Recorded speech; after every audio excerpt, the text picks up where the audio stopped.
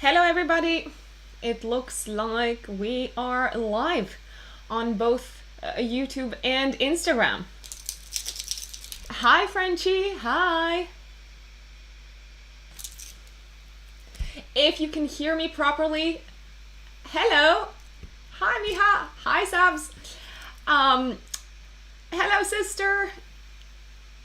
Everyone, YouTubers and Instagrammers, my YouTube and Instagram family, let me know if the sound is okay. Let me know if everything looks fine from a technical point of view. And then we can give people a couple of minutes to join, to tune in, and we can get started. Oh, thank you, Frenchie. This is kind of like the nicest corner in my house. It's kind of like my most loved corner as well because it's got all my books. Thank you, lovelies. Thank you for confirming. Hi, Andra. Hi, Sean. Hello, JLo. Thank you to all those who have been waiting for me to go live. Oh, thank you, Frenchie.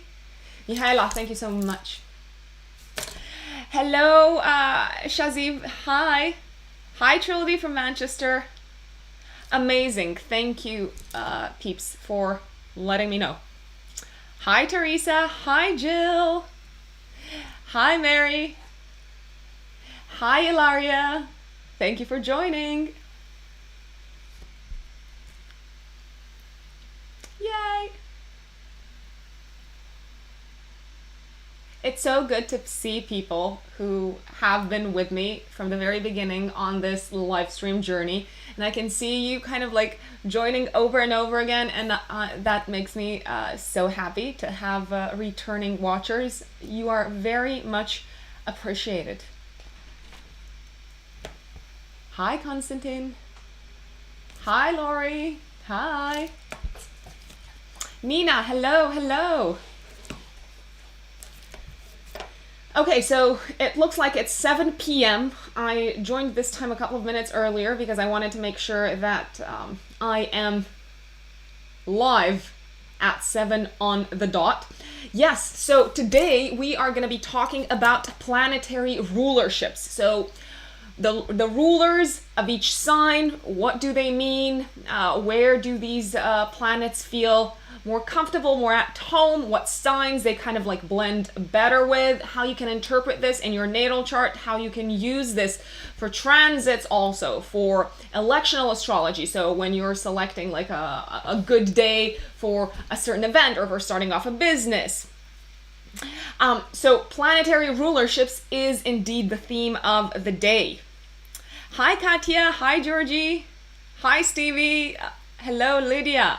Hello, Jesse from Austria. Hi, Lisa. Hi, Sin from Singapore. I can see people are still joining. Again, I'm live both on YouTube and Instagram, so whichever platform you prefer, I'm going to continue to do this across both. Also, have your questions prepared about planetary rulers. Oh, thank you, Frenchie. Because after we go through my notes, you know, I always come prepared. I always make notes, especially for live streams. It makes me less nervous, to be honest. Then we're going to go through your questions. Hi, Mohammed. Hi, Patricia. Hi, Crimson. Hi, Stevie. Questions I'm going to take after we go through the theory, okay? So stick around. And then, I mean, obviously you can send me your questions anytime, but I'm not going to respond to them straight away. So, without further ado, let us jump straight into planetary rulerships. Now, why are we going to talk about planetary rulerships? So, this is probably one of the most accurate techniques that is used by astrologers when interpreting the natal chart and validating some of the most important themes in someone's chart. As I mentioned, planetary rulers are also used in forecasts and predictive astrology, so in transits and annual perfections, etc. But I find that the best place to start with planetary rulerships is in your natal chart. Now, as you know, in astrology, each planet is assigned a certain sign. Some planets are actually assigned 2 signs.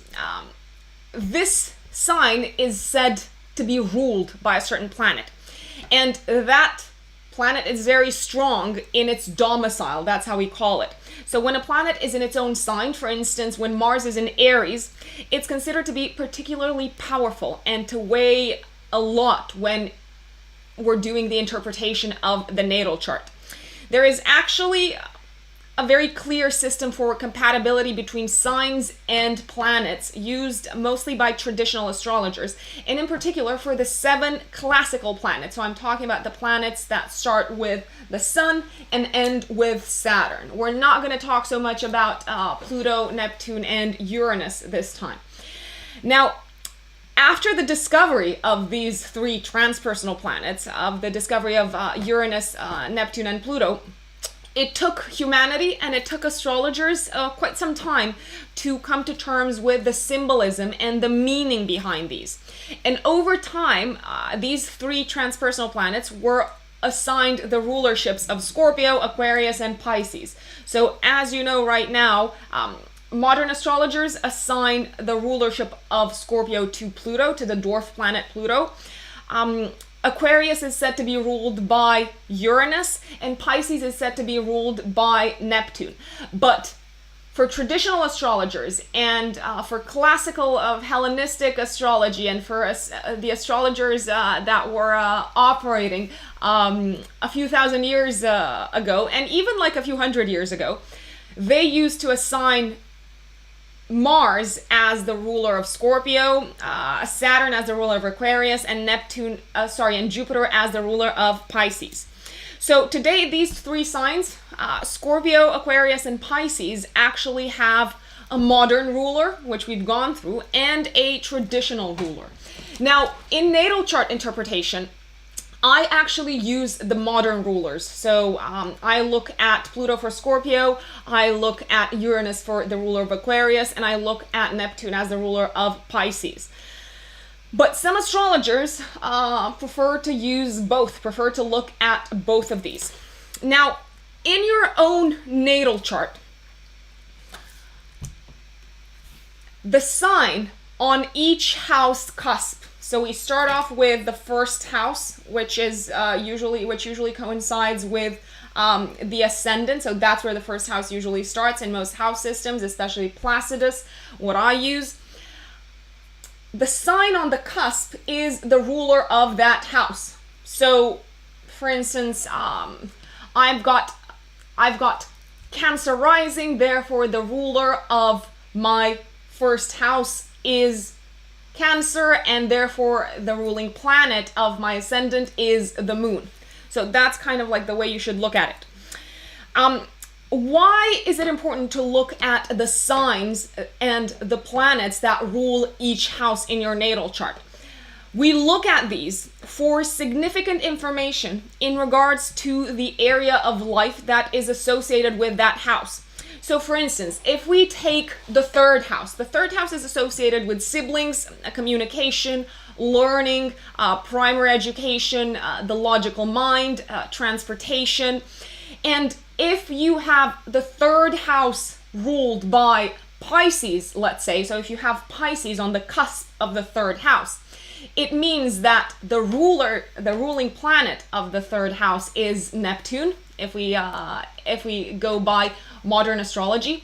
And we have to look in the natal chart at where Neptune is placed and what aspects it makes with the rest of the planets. And that is going to give us an indication as to how the energy of that house is going to manifest in our life. So if we think about the third house of communication and Neptune being its ruler, you could say that the person has a very artistic way of communicating, of expressing their thoughts, a very imaginative way. And we also look at where Neptune is placed in the natal chart to understand what the person is likely to learn and communicate the most about, and what's on that person's mind, and what specific topics they tend to choose to kind of like daydream and to roll around in their imagination about, I would say. So that's just one example, but we're going to go through your own examples after we're going to take questions. Now, house rulers are incredibly important. And when I say house rulers, I'm referring at the planets that rule each house. They are very important, especially when some houses in your natal chart are not populated. They are untenanted. So we look at that specific planetary ruler to provide vital information. So for instance, let's say that you've got an empty 11th house. And you might, the 11th house is associated with plans, objectives. It's associated with groups of people that we become a part of in this lifetime that have similar aspirations and mentalities, and that we can work towards a common goal with. Some astrologers, especially in Vedic astrology, they also associate the 11th house with monetary gains. So let's say that you've got an empty 11th house. I actually have an empty 11th house. What does that mean? Does it mean that I have no friends? Of course not. But we have, so my 11th house is governed by the sign of Taurus, so it's got Taurus on the cusp.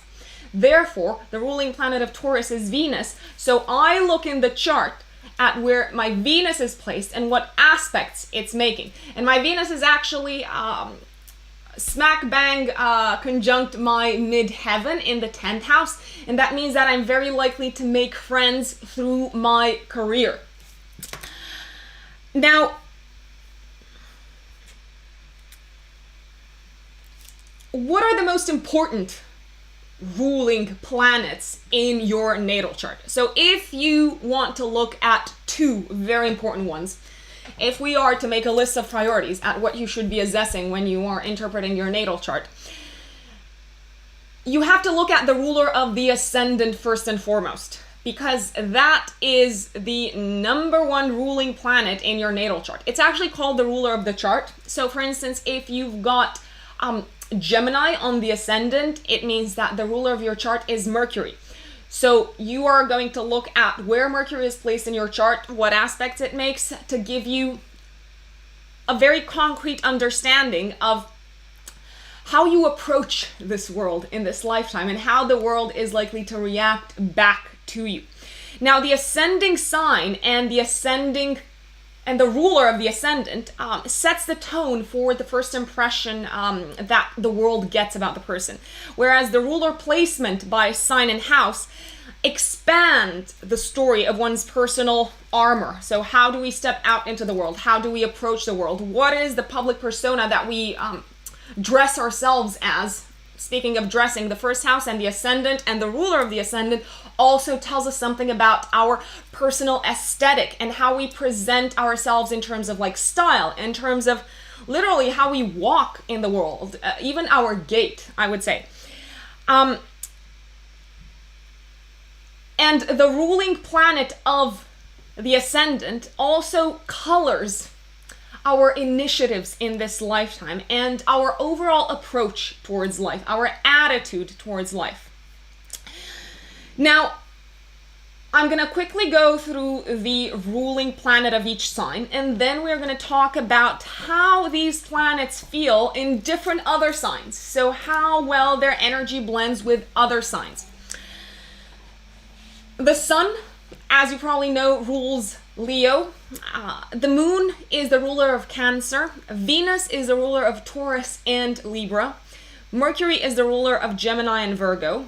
Mars is the ruler of Aries, and according to traditional astrologers, also of Scorpio. Jupiter is the ruler of Sagittarius, and according to traditional astrology, also the ruler of Pisces. Uranus is the ruler of Aquarius, according to modern astrology. Neptune rules Pisces, and Pluto rules Scorpio.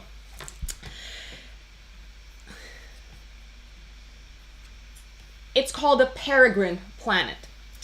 So these states, being dignified, debilitated, or in domicile, used to be very used to be considered incredibly important, even when looking at natal charts by traditional astrologers. You could probably actually hear people say something along the lines of the moon in Capricorn means that you're going to be unhappy. It makes her like a very depressed character, etc., etc.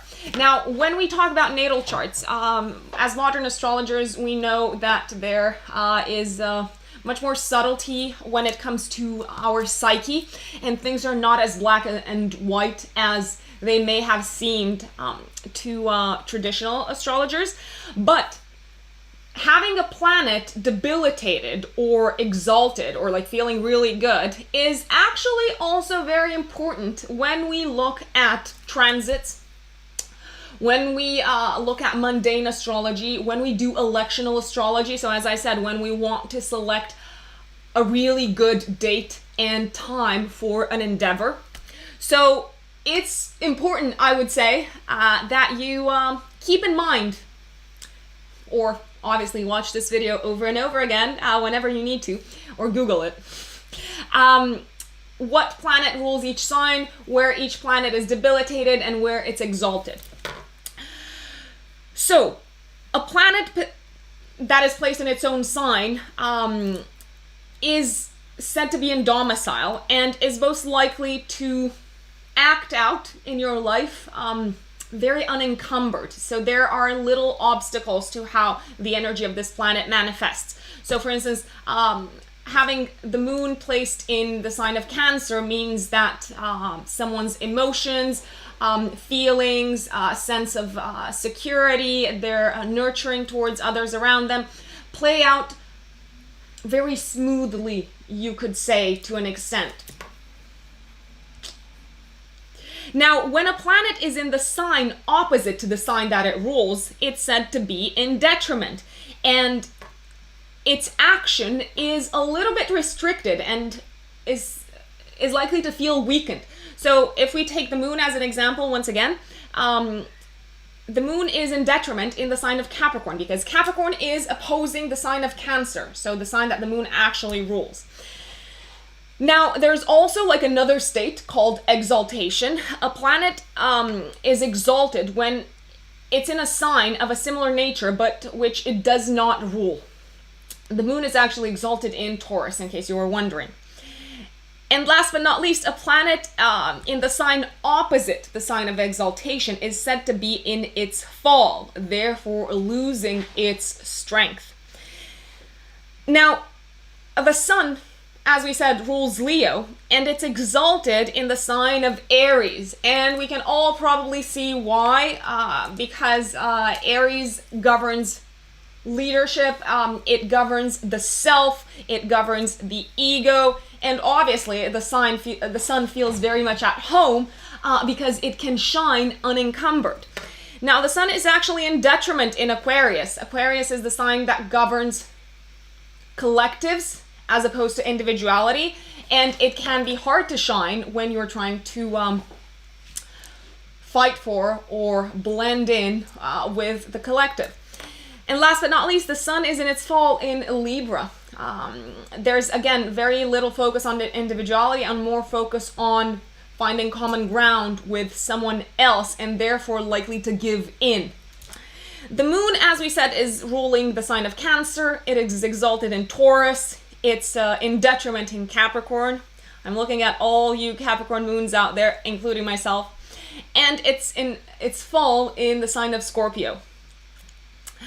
Mercury is in its own sign in Gemini and Virgo, so it acts out very, you could say, positively, very strongly. It's exalted in Virgo too, and it's in detriment in Sagittarius and Pisces. Mercury doesn't really like to be in Sagittarius or Pisces. In Sagittarius, it can result in like a very scattered way of looking at things and kind of like trying to cover too much terrain. And in Pisces, it can literally be very confused. Mercury rules the logical mind, and Pisces is the sign that governs the transcendental, the infinite, imagination. And the logical mind does not need to operate in an infinite field. It wants to operate in a very like structured, channeled field. Therefore, Mercury does not like it when it is in Pisces. Venus rules Taurus and Libra, so it's in domicile in these two signs. It is exalted in the sign of Pisces. Let's not forget that Venus is the planet of love and relationships. And in Pisces, it feels really good because it can give unconditional love. Venus is in detriment in Scorpio and Aries, and it's in its fall in Virgo. I mean, for obvious reasons, you can see why the energy of loving, relationship-oriented Venus does not feel at home in Virgo, which is prone to organizing, criticizing, perfecting, and that doesn't really act out really in a friendly manner in relationships, I would say. Now, Jupiter is in its ruling signs in Sagittarius and also in Pisces, if we think about traditional astrology. Jupiter is exalted in the sign of Cancer. It feels great at home in Cancer. It is in detriment in Gemini and Virgo, again, because Jupiter is kind of like this greater, larger than life type of energy. And it cannot be categorized in the way Gemini and Virgo would like to categorize its energy. Last but not least, Jupiter is in its fall in Capricorn. So obviously Jupiter does not like to be restricted. Capricorn, ruled by Saturn, is the sign that restricts and brings order to chaos. So for obvious reasons, their energy doesn't really blend that nicely. Now, Saturn is in its domicile in Capricorn, but also in Aquarius, if we think about traditional astrology. Saturn is exalted in the sign of Libra. Libra is also the sign that governs the law. And Saturn is the planet that governs contracts, that binds things. So it feels very much at home because in Libra, it kind of like lays out the rules for collaboration between people, and it also kind of like restricts their movement outside of partnerships. Now, Saturn is in detriment in Cancer, and also in Leo, and it's in its fall in Aries. Aries does not like restrictions, and Saturn brings restrictions wherever it sits. So now, I also wanted to give you a quick breakdown of if you want to get married, if you want to hand in your resignation letter, if you want to buy a house, if you want to sign a contract.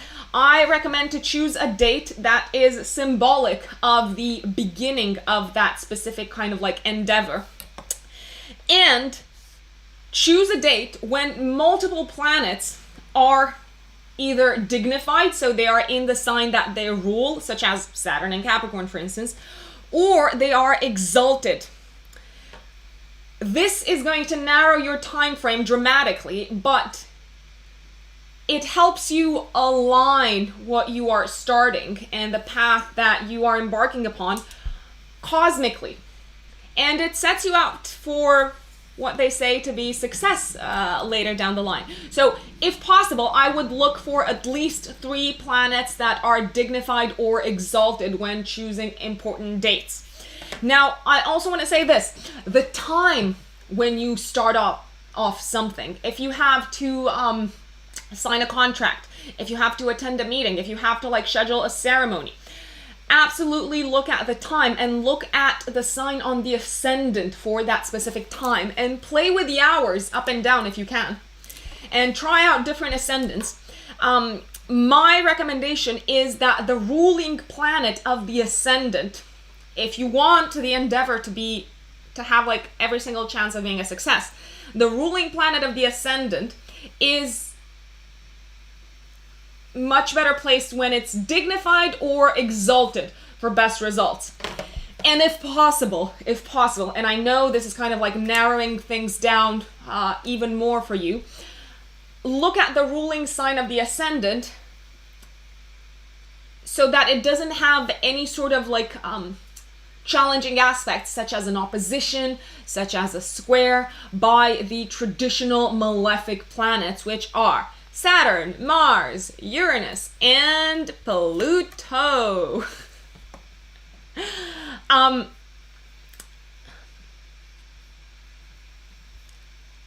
those are my main kind of like tips around working with the ruling planets. Now, let's see, what are you guys saying on YouTube and on Instagram? Because I've been reading.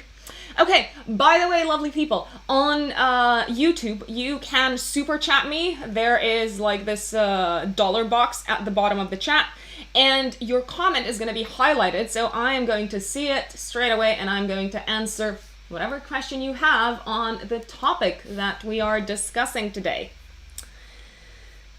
Dun dun dun, let's see.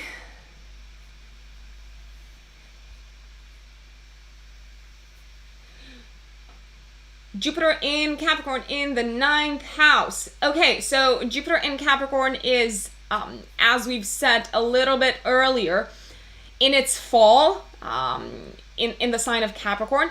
I would look at the sign that rules your 9th house. So if it's Capricorn, it means that the ruling planet of the 9th house is Saturn. So look at where Saturn is placed, my dear GP, and look at what aspect Saturn makes in order to get an even broader picture of everything that has to do with your studies, with your view of life, with your approach to travel, with your approach to philosophy and religion and society in this lifetime.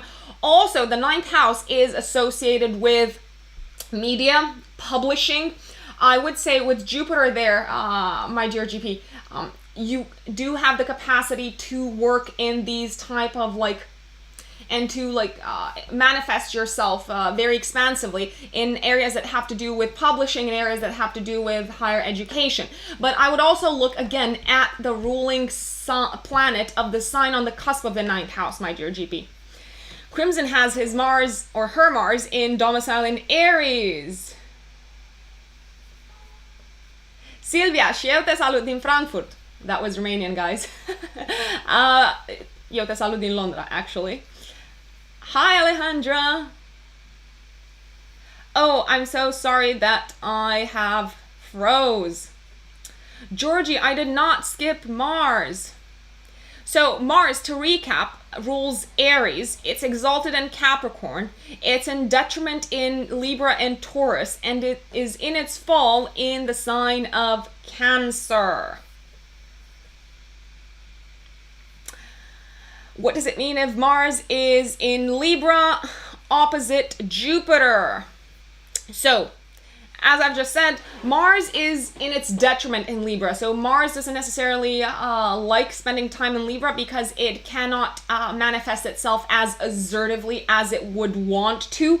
But I would say that you are likely to fight and kind of empower other people's fight and fight for justice in this lifetime, and fight for also the things that you believe to be unfair, my dear Lisandra. Georgie has Sag Mars in the 6th, and the 6th house is ruled by Scorpio. Okay, so if we look at the 6th house ruler, it means that, Georgie, your 6th house is governed by Pluto. So I would look at the position of Pluto to tell you a little bit more of your day-to-day work, to tell you a little bit more of the type of activities that you are likely to engage in on a day-to-day professional basis, my dear Georgie. And I would also say with Mars there, you're likely going to put a lot of energy into your work in this lifetime. Constantine, thank you for the super chat. Trildy, thank you so much for the super chat again. Uranus, Neptune, and Jupiter in Sagittarius in the 5th house. Amazing, Trildy. Do you have Sagittarius on the cusp of your 5th house? If so, it means that Jupiter is the ruler of your 5th house. So not only is it feeling really well in Sagittarius because it's in its own sign, I would also say you kind of get a double whammy of Sagittarian energy in matters that have to do with love, in matters that have to do with creativity, in matters that have to do with traveling in this lifetime. With all those planets in your fifth house trilogy in Sagittarius, I would say a great deal of joy and a great deal of fun in this lifetime will be brought to you through Sagittarian and Jupiterian activities, which are learning, teaching, experiencing things, kind of like embarking on adventures and then sharing what you've learned with others. And it also gives you like this mentor quality. Phoebe, thank you so much for the super chat. Gemini rising, Sun, Venus, and Mercury in the third house. So Phoebe, it means that the ruling planet of your natal chart is Mercury. And with Mercury in the third house, and also with your Sun and Venus, so two more personal planets over there, I would say in this lifetime, you probably define yourself very, very strongly, and the world looks at you through the lens of the things that you communicate, through your opinions, and also through the very practical skills that you have. They probably also look at you as some sort of like teacher who can share her logical skills and her logical knowledge. Now, if the 8th house ruler is conjunct the ascendant Ron, that is a super good question. It means that 8th house matters are pretty much brought into your public-facing armor, I would say. So I would say that you probably exposed to the world without even meaning to. You embody very openly into the world any sort of like personal transformational crises and demons, and also you're probably very open about the things that you might feel fear or like you might feel threatened about. There's kind of like this forward facing leading with the deepest recesses of your like psyche when you engage with the world. What about Mars in the second house? So it depends what sign it's in, veracity, and it also depends what sign rules your second house.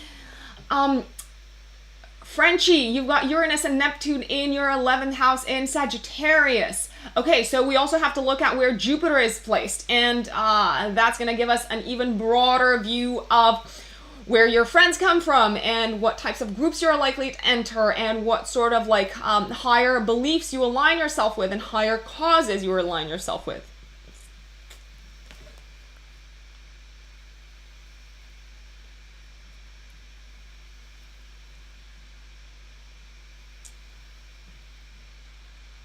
Leo Mars conjunct Leo North Node Margot. So this actually places a lot of like emphasis on your Leo North Node in this lifetime, and I would also say you benefit from added stamina and added kind of like energy and drive when it comes to manifesting your North Node mission in this lifetime, which has to do with embracing your individuality. Also stepping up as a leader in this lifetime. Also allowing yourself to enjoy life more and look at life as a game, because that is what the North Node in Leo wants us to do. It wants us to have more fun. It wants us to enjoy ourselves more and not take ourselves so seriously, and also focus on action rather than observing from outside. You're most welcome.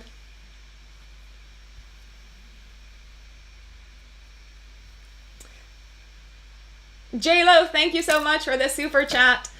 How will the eclipse affect you if your Venus is in the 12th house at 11 degrees of Gemini, but you have your Saturn in the first house at 13 degrees of Cancer? Okay, so this eclipse that is coming up, dear folks, it's coming up on Friday on the 5th of June, is indeed happening. It's a lunar eclipse, so it engages the sign of Sagittarius and Gemini. So you're gonna have the sun kind of like shining a light on your Venus, my dear J-Lo. So if it's in the 12th house, I would say this is very likely a time when you are ending a chapter in your life, and it is possibly something that you did not preempt, you did not see it coming, but intuitively you know it's the best thing to do.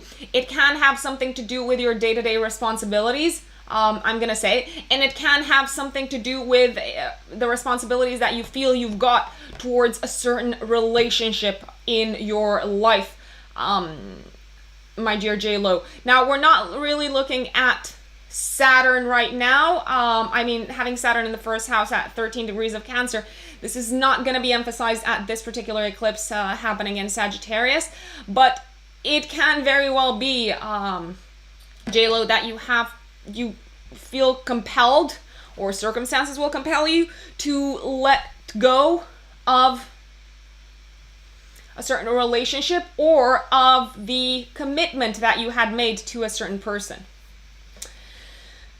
Okay, let's see. Cancer rising, CM, hi. Cancer rising, moon in the 4th, opposite sun, sextile Saturn, square Uranus, opposite MC. What does it all mean? Hello, fellow Cancerian rising. So with the moon in the with the moon in your 4th house, CM, I would say that the world sees you very much through the lens of the family and the clan that you belong to, and they see you as being part of like this greater family, and you also probably present yourself to the world, Sam, through the lens of your belonging, through the lens of your origins, through the lens of your, let's say, home country, hometown. Your roots are very important, and they form the backbone of how the world sees you and how you engage with the world. It's opposite the sun, so you were born very much at a full moon, so I would say you are very much aware of how other people feel, very much aware of how they perceive you. It's sextiling Saturn, so you have a really good way of like channeling in a practical manner your emotions. So even though you feel very strongly about something, you don't just feel it, you do something about it, which I would say is the best way to look at emotions and our needs in this lifetime, because the moon also governs our needs in this lifetime. Andra, thank you so much for the super chat. So you have a Leo ascendant, a moon in Taurus, and Venus, moon and Venus in Taurus in the 10th square ascendant opposite Pluto. Oh my days, so you've got the moon, the sun, and Venus in the 10th square, your ascendant, and opposite Pluto. Okay, Andra, so I would say the ruler of your chart is very much the sun, obviously, because the sun governs Leo. And with the sun in the 10th house, you define yourself and you define your identity, and you interact with the world first and foremost through the lens of who you are professionally and your professional achievements and your public life achievements and your status in this lifetime.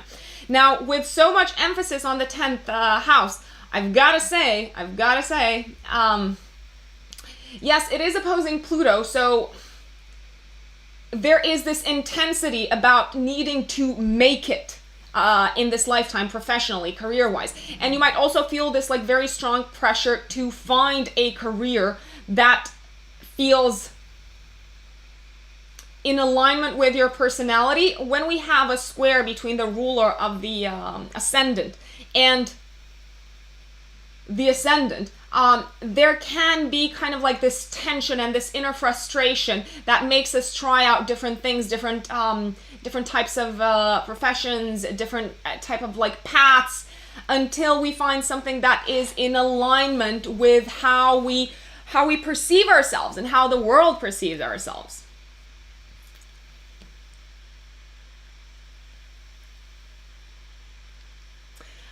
So you are your sun, moon, Venus in Taurus, but Leo rising, ascendant house empty, fantastic. So we're looking at the sun as the governor of your chart, and Venus in the 10th squaring your ascendant opposing Pluto. There can be some power struggles in this lifetime, my dear Andra, that you take into the workplace and into your career, kind of like something that you've internalized from your childhood. So it is possible that the career that you go for, or like the path that you take career-wise, can feel like it's a little bit at odds with what your family or your roots had envisaged for you. You're most welcome. Ilaria, second house starts in Scorpio, but at the very end of it. So Mercury is in the first, the second house is in Sagittarius for the biggest part.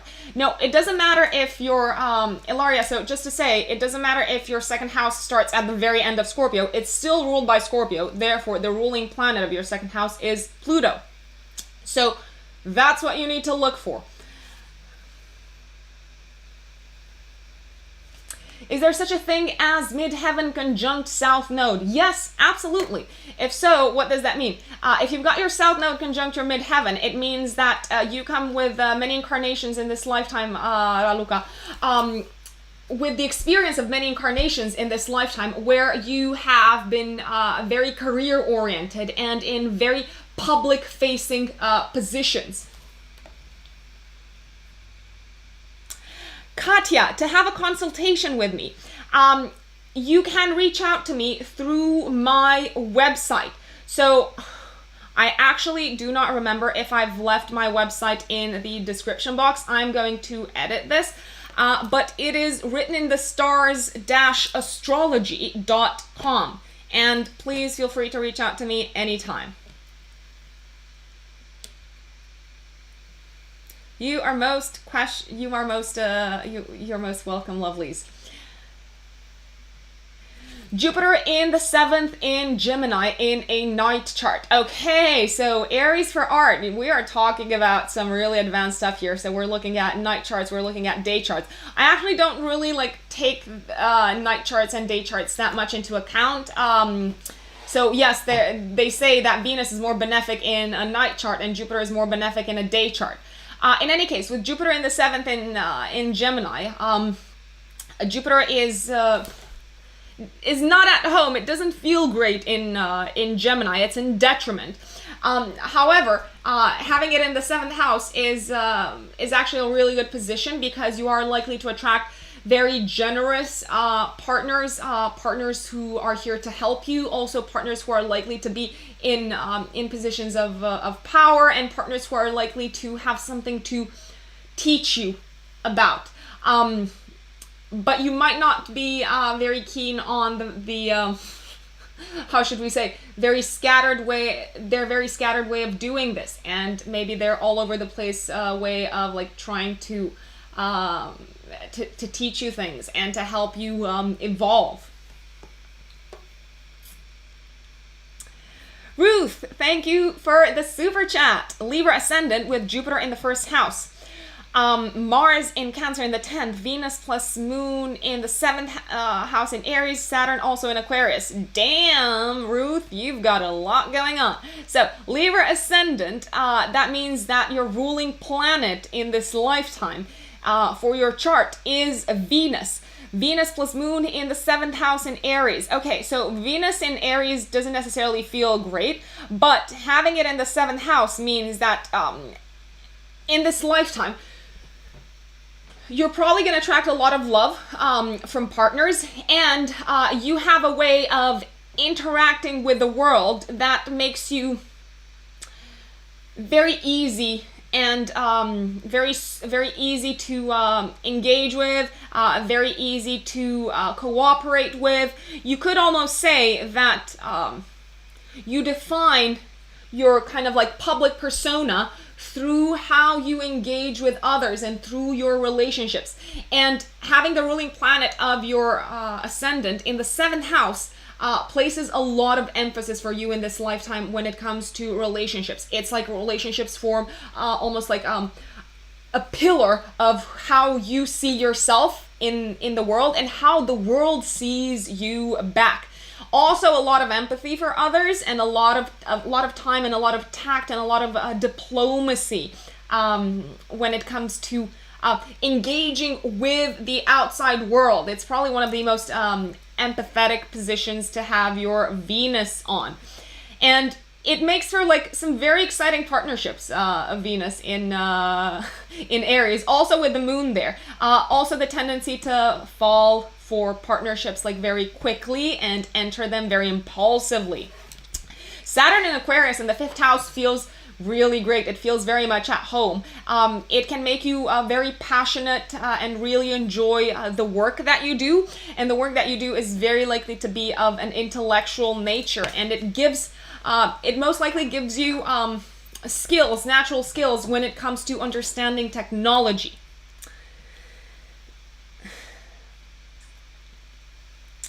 What else do we have here?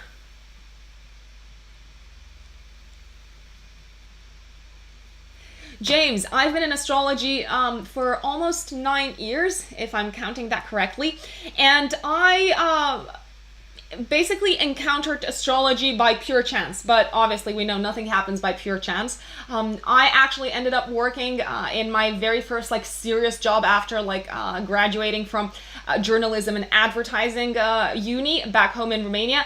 I ended up working for a television channel, and I met Laura, who was going to become my very first astrology teacher, and I am forever grateful to her for introducing me to astrology. I had like zero clues about astrology up until then, and she blew my mind.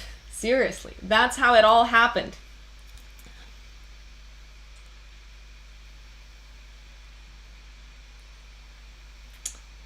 Okay, what else do we have? Rashina, we have a Taurus rising. So that means, Rashina, that the ruling planet of your natal chart in this lifetime is Venus.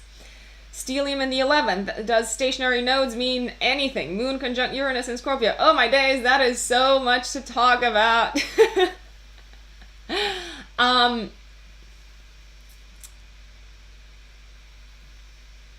What I would be interested to hear from you guys is where you have the ruling planet of your ascendant. So if you are an Aries rising, where is your Mars? Where is it placed? What house is it placed in? What sign is it placed in? What aspects is it making? And how do you feel about it? Viviana, thank you for the super chat. How would the eclipse influence your natal Sagittarius moon in the 3rd? Okay, really good question. So it's very likely that this eclipse that is happening on the 5th right now, it's coming up on Friday, brings with it some sort of like ending of a chapter when it comes to either a course of study. So if you have been studying something, it's coming to an end. You could say you are graduating, Vivian. I would also say very careful with transportation, with cars, with anything like that, because it could mean you're saying goodbye to your means of transportation for the last, I don't know, few years. It's also possible that you hear news, because the 3rd house is associated with news, around a sibling, if you have siblings. So let me know how that works out for you.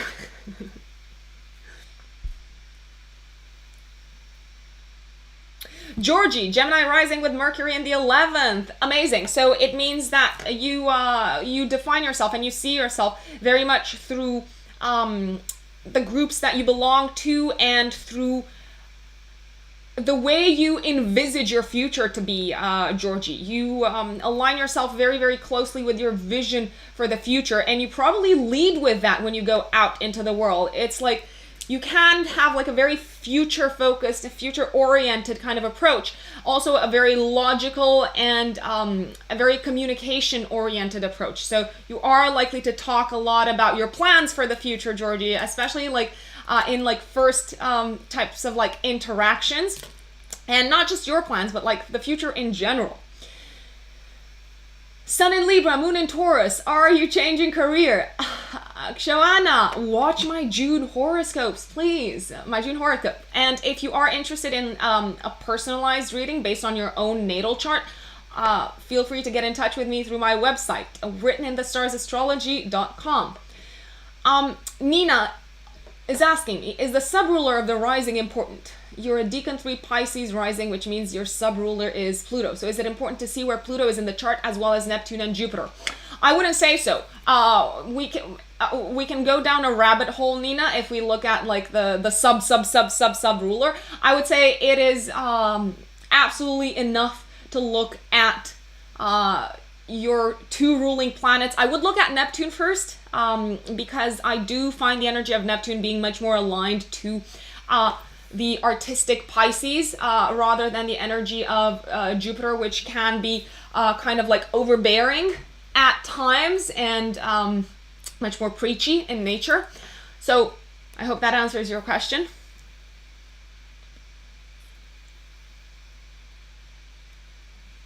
Your rising, Martita, is Taurus, and Venus is in Aries conjunct Sun, Mars, and Moon in opposition to Pluto.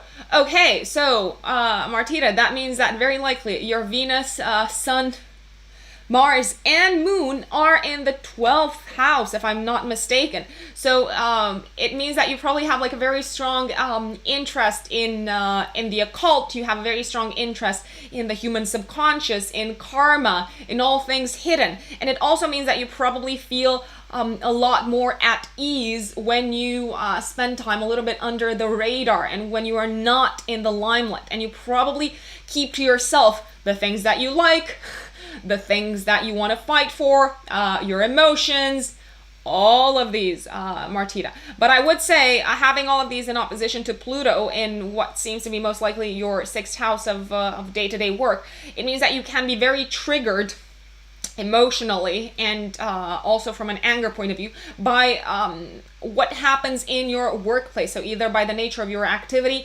or by colleagues and co-workers.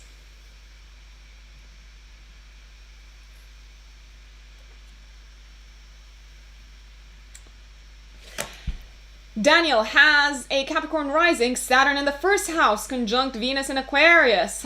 Brilliant. So, Daniel, it means that you've got your Saturn very much in its domicile, because it's in its domicile both in Aquarius and in Capricorn, we could say.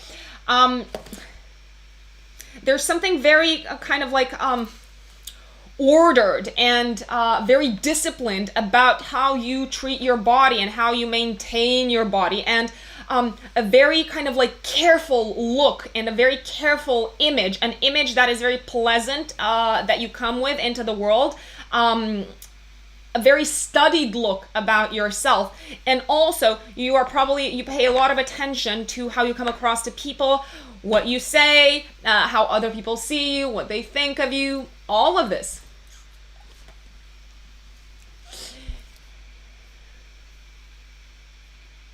Phoebe, thank you again for the super chat. Aries rising, Mars in Aquarius in the 2nd house. Okay, so having Mars as your ruler in the 2nd house means that you define yourself very much through the things that you value and that you are likely to fight for in this lifetime, and the things that are your most valuable resources that you bring to the world and that you make yourself of service to other people with. You are a leader by definition, and the world sees you as a leader, and the world also sees you as someone who can exert their leadership and project management qualities in a way that is monetizable, in a way that is very good at managing both people and resources. And last but not least, Mars in Aquarius in the 2nd house, you are probably very likely going to fight for progress and innovation in this lifetime. And Phoebe, you are also going to benefit from the use of technology, I would say, in any sort of like monetizable activity that you engage in. Sun in Libra, ascendant in Taurus, Venus in Virgo. Okay, so if your ascendant is in Taurus and your Venus is in Virgo, it means that you absolutely define yourself very closely through the relationships that you are in and through the things that you love. And you also have a very discerning taste And it's not easy to kind of like satisfy you when it comes to the things that bring you joy and pleasure in this lifetime. Very discerning.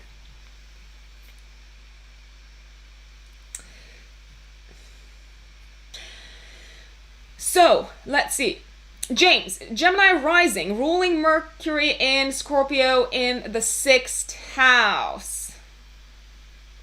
Okay, so it means that, James, in this lifetime, you define yourself very much through your thoughts and through the things that you believe in, and this is very likely gonna operate the most unencumbered in your 6th house of day-to-day work. So what do you think about the most, and what do people see when they interact with you first and foremost, and what do you bring to them very, very openly? I would say you bring to them your thoughts, your thought processes, the way you see the world, your logical skills, and also you're going to make fantastic use of your logical skills in your day job. Conjunct Saturn, Sun, and Pluto, and K2. Always come across Saturn and Aquarian people everywhere I go. Of course, it makes total sense. I mean, what are we even talking about?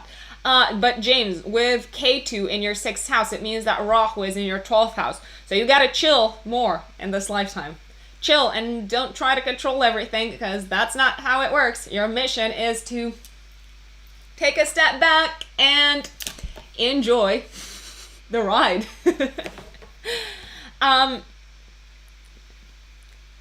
What else do we have? Moon in the 3rd in Aquarius, square Saturn in Scorpio in the 12th. Oh my days, Candace.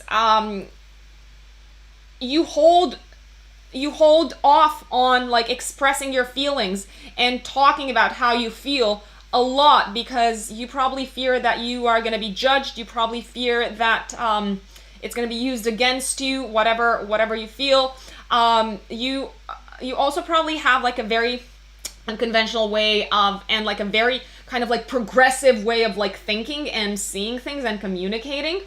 So yes, it is kind of like going to hold you back, that Saturn, a little bit, but I would say it probably helps you kind of be a little bit more cautious as to how you deliver your message, Candace.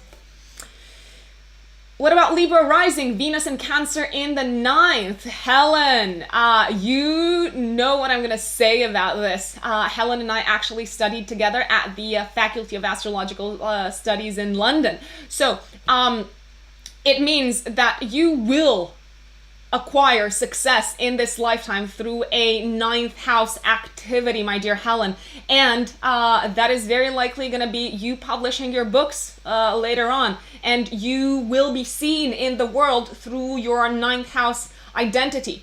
So get going, keep on working. James is like, yes, easier said than done. I know. Have fun in this lifetime, James. We've got another Libra rising, Venus and Taurus in the 8th. Oh my gosh, this is like a very intense placement. This is actually a very magnetic placement to have, Betty, and you probably ooze sex appeal when you come out into the world. So, nice. What can I say?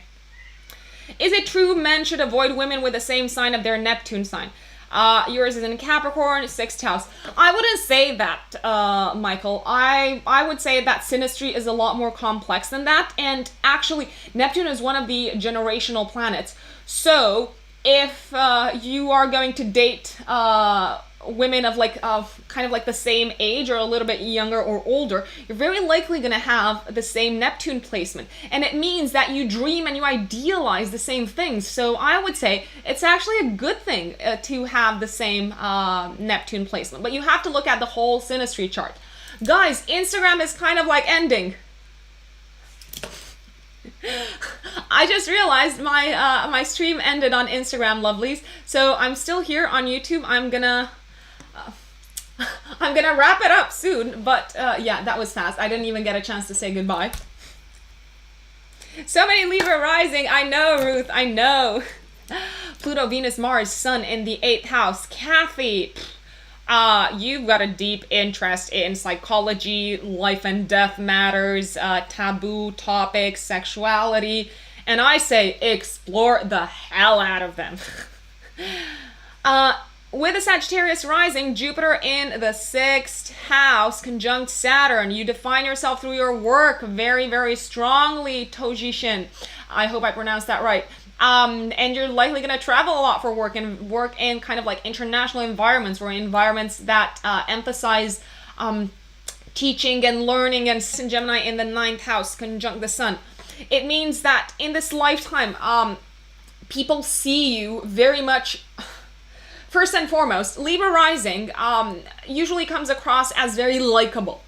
And they see you as doing very well kind of in social situations, as knowing how to present yourself in the world, as knowing how to relate to everyone and everything.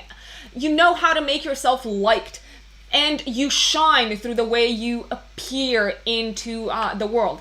Also, you define yourself very much through probably a love of study and a love of travel, and you probably also take great pride in your knowledge and in how you see the world and how you look at the world. Also, it's conjunct your Sun, so it's like double the sense of identity. And I would say 9th house matters are very much going to be emphasized for you from an identity point of view in this lifetime. So it means that traveling, studying, and broadening your horizons in terms of cultures, different life philosophies is going to bring a lot of satisfaction in this lifetime. So I absolutely say do it, do more of it. You've got an eclipse smack bang on your 3rd, 9th house axis. So it looks like either like a day-to-day project, like a very practical project that you were engaged in is coming to an end. I'm looking at 3rd house matters here.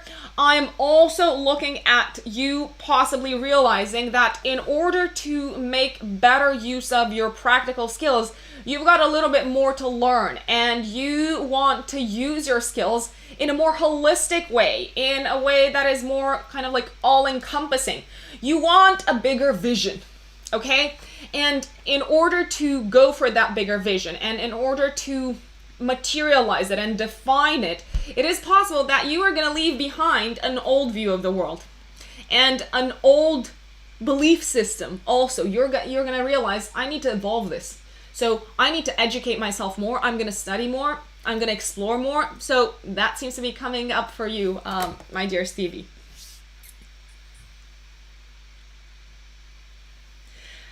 Yes, I have a sister, James. Her name is Miruna, and I think she was both my sister and my mom were on the live stream earlier, but I didn't even stop to say hi. Hi, guys. What else do we have here? Can a karmic relationship ever last? CM, I have to say, if you ask me, absolutely all relationships are karmic. Some of them are like more painful. Some of them are gonna bring us a lot of joy.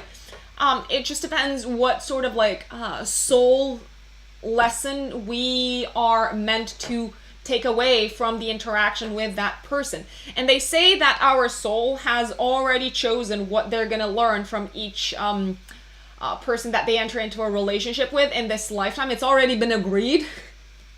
So don't get upset at others for kind of like triggering certain parts of you that you're not very comfortable with, because that's how karma works. But I would say absolutely, like some people are meant to be soulmates in a lifetime, and that's also like karmic. They probably agreed in a previous lifetime in some sort of contract that, yep, it's gonna happen. Stevie, thank you. Thank you for confirming. I mean, best of luck. Best of luck to you. Eclipse times are usually very challenging, and we know this is a very challenging and a very tough time for so many people. An old system, an old structure is being razed to the ground. We've got Jupiter conjunct Pluto. An old belief system in particular, if we're looking at Jupiter, which has to do with beliefs and morality, and Pluto kind of like destroys it and builds anew. So that is like a major theme unfolding around the world right now. What else do we have here? Astro Anna has a Sun conjunct Saturn in Leo in the 5th house. Struggling to understand this placement. Don't want kids. But what else?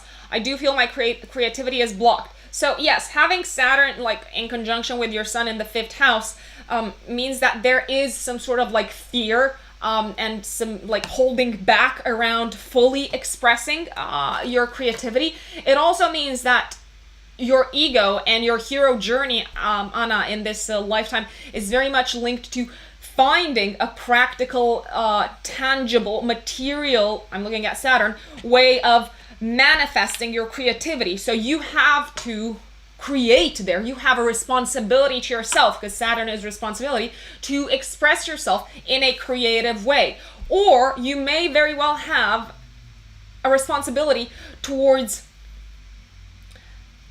teaching children, because the 5th house is also the house of children. So you can be a mentor to children.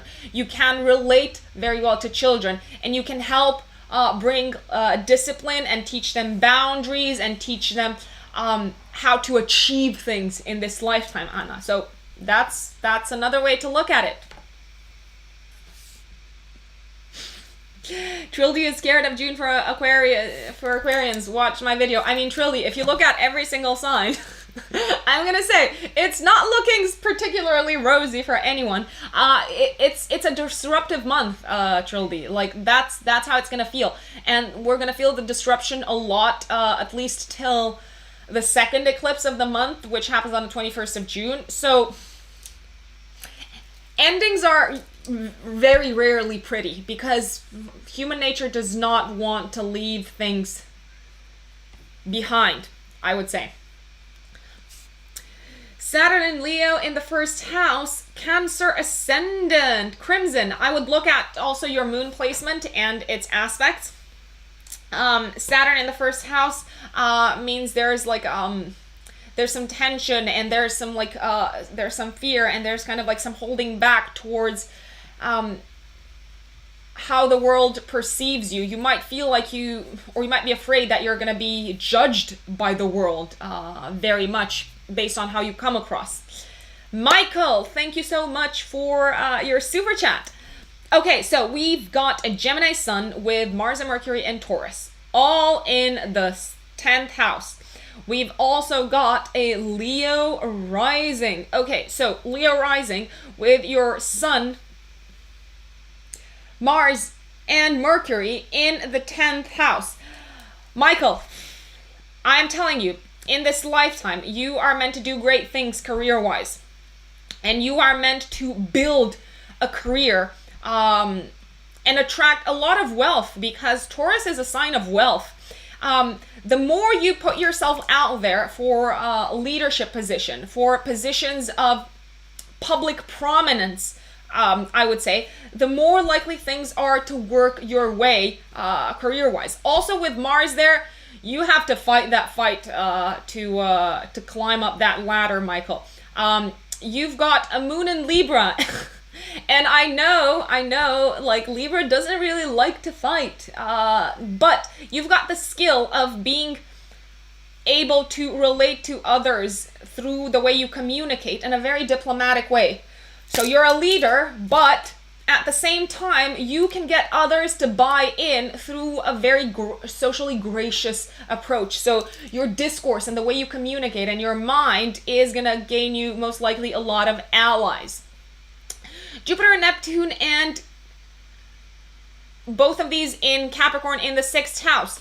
I mean, we've already established that you've got a lot of work to do in this lifetime, but I'm going to say this. You're probably also going to feel like you're very lucky to do something that you're passionate about. Venus in the 11th house in retrograde. Don't feel bad about it. It just means that you're very likely going to attract relationships and love from your circle of friends, and you are also likely to keep your feelings more to yourself, I would say. But like being surrounded by friends, being in like social kind of like positions, and being surrounded by people in general, and being able to express what you think and what you stand for amongst people of the same kind of like mentalities and aspirations is something that brings you a lot of joy in this lifetime. Happy to hear, Michael. Happy to hear. Hi, Anel. Randy has got a Capricorn ascendant and Saturn and Aquarius in the first house.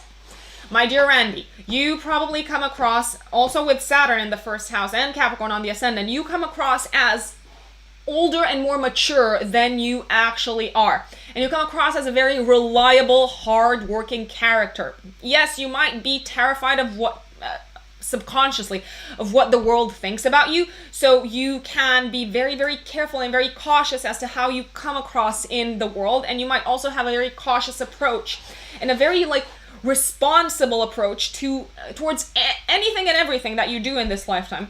But I would say you're probably very hard on yourself as well, and you have very high expectations of yourself as well. So give yourself a little bit of slack, Randy. You are going to do amazing. And usually with Capricorn on the ascendant and also Saturn in the first house, people tend to relax more and chill a little bit more after they've acquired experience. And when they feel like they've got like experience and knowledge and they feel kind of, they start feeling like the experts and the authorities in their chosen fields. Oh gosh. Thank you for sticking around, people. I'm loving this. Hello, Anel from Johannesburg. Thank you, Michael. Thank you.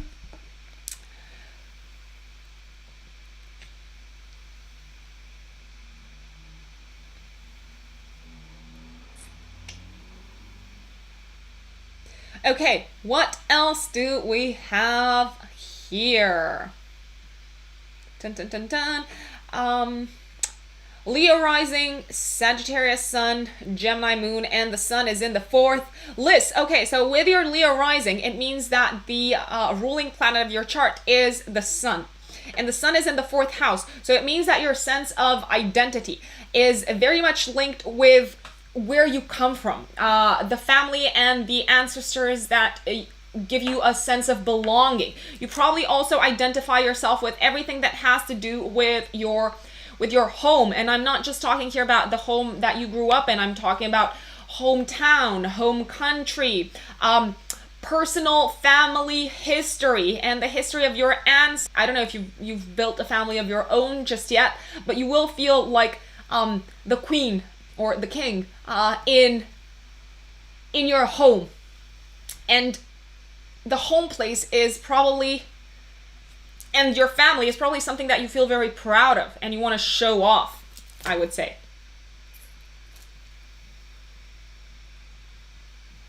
To meditate.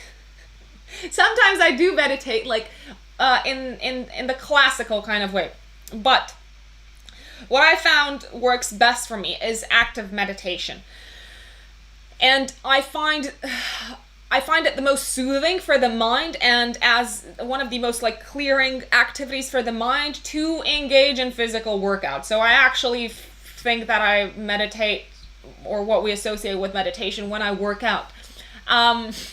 Active meditation is probably the best thing to do. And also, I would recommend activities that require hand-eye coordination. So something that could be like tennis, for instance, or like playing badminton, or simply like going for a walk rather than trying to sit still.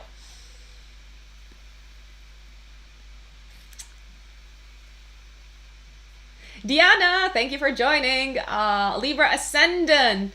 Diana, I do not remember where your Venus is. If you've got a Libra ascendant, it means that Venus is the ruling planet of your chart. You probably come across as being like very sociable, very, very lovely, and very easy to cooperate with as a character. And Nell, thank you so much. Ninth house, Scorpio, Uranus, and Moon. Aquarius ascendant. Leo, girl. Where's your Leo? I love it. So, as an Aquarius ascendant, it means that Uranus is the ruler of your chart. And with Uranus in your ninth house, there's like a strong focus for you in this lifetime to define yourself through the things that you know, through the things that you study, through how you view life and how you develop your personal belief system. Also, Uranus and Moon there. My dear Leo girl, you are probably a woman of my own kind of like of my own Aquarius tribe. You are here to like study about how humanity can progress, and you are here to be vocal about it as well. So Diana, with Venus in the 7th house, it means that you define yourself very strongly through the relationships that you form in this lifetime. And it's like you place much more emphasis on the needs of the person that you are collaborating with or that you are in a partnership with than on your own, I would say.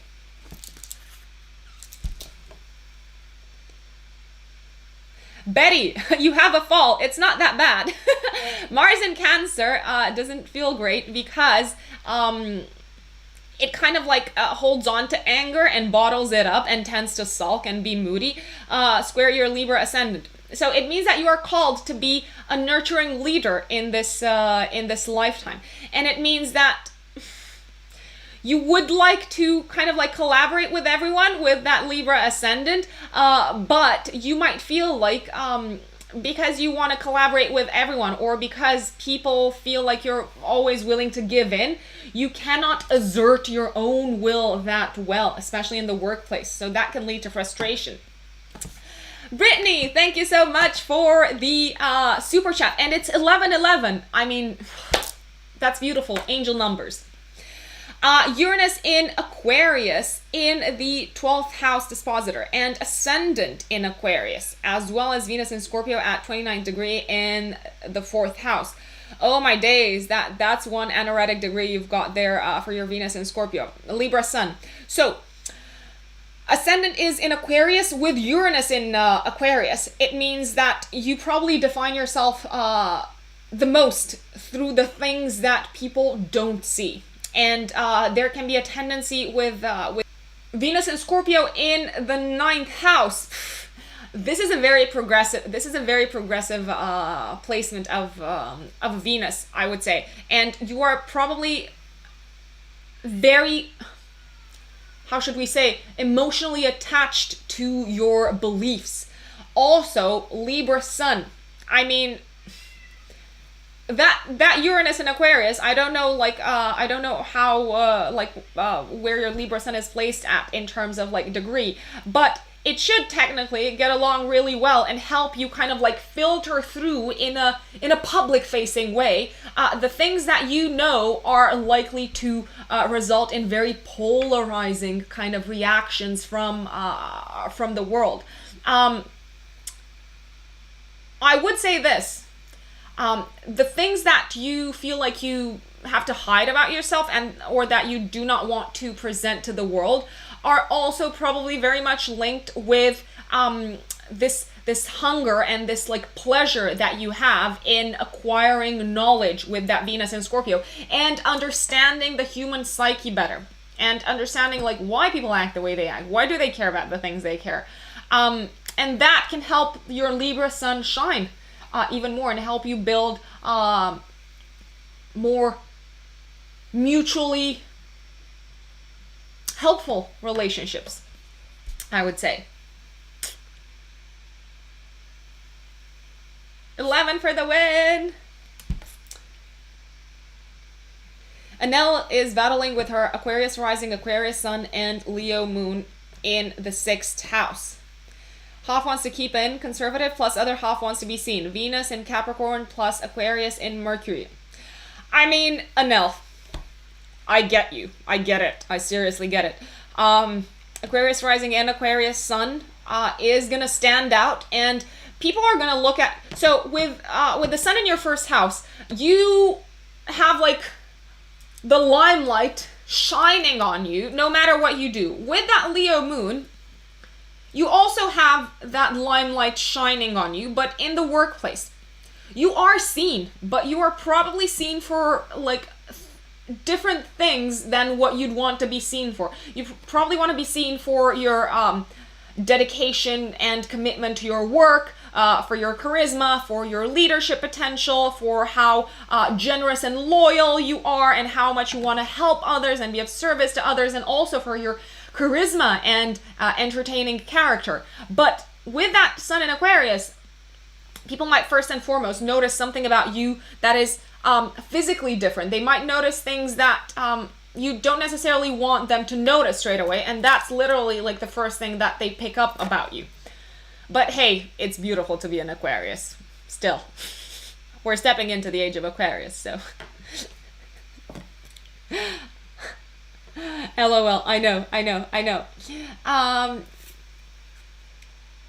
You're most welcome, Betty. My lovelies, we've been around for like an hour and 20 minutes, and talents, skills, purpose in your life, lessons to learn in this lifetime, karma that you bring in with you. Please feel free to reach out to me through my website, writteninthestars-astrology.com, and book a personal reading with me so we can chat about all these things. I am going to log off. Thank you once again for reaching out. And don't forget to subscribe. Don't forget to follow me on Facebook, on Instagram, because that's where I'm going to be announcing my next live streams. Stay safe. Stay safe, people. Thank you. Bye.